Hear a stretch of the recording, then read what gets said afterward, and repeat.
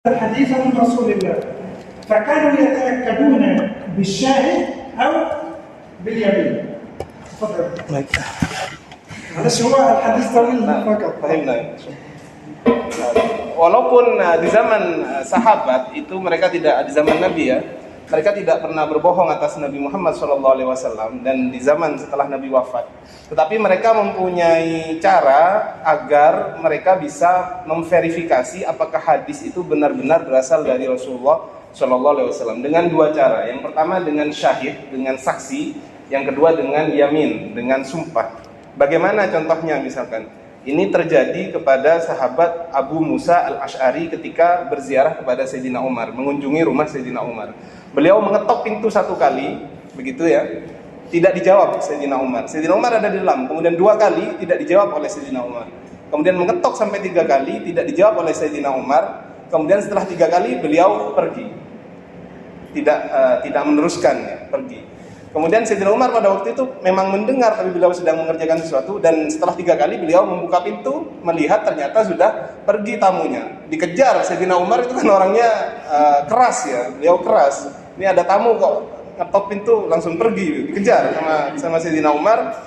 Akhirnya kenapa kamu pergi kok tidak menunggu aku? Katanya saya mendengar Rasulullah bersabda barang siapa yang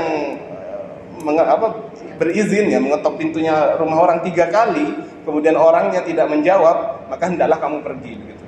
Nah, Sayyidina Umar tidak pernah mendengar ini dari Rasulullah. Akhirnya beliau, kalau kamu tidak bisa membuktikan bahwasanya benar-benar ini dari Rasulullah, maka saya akan memukul kamu, kata Sayyidina Umar.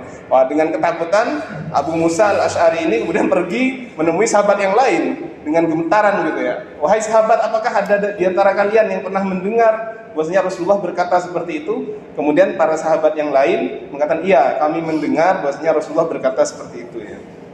Kemudian tidak hanya satu pada waktu itu, kemudian ada sahabat yang masih kecil pada waktu itu, namanya Abu Sa'id al-Khudri, juga ditanya, apakah kamu tahu tentang hadis barang siapa yang minta izin kemudian setelah 3 kali salam tidak dijawab kemudian pergi? Ya, saya mendengar itu dari Rasulullah. Itu yang pertama, cara menggunakan syahid atau saksi.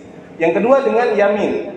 Ketika ada orang yang menyampaikan hadis dari Rasulullah SAW, maka dikatakan, bersumpahlah demi Allah bahwasanya kamu mendengar hadis ini dari Rasulullah. Kemudian dia bilang, uksim billah, bahwasanya saya mendengar hadis ini dari Rasulullah, seperti itu. Jadi ini 2 cara verifikasi pada masa sahabat dan tabi'in ketika Rasulullah sudah wafat ya. Karena Rasulullah sudah wafat tidak bisa cross check langsung, makanya caranya dengan syahid dan dengan yamin, dengan saksi dan dengan sumpah.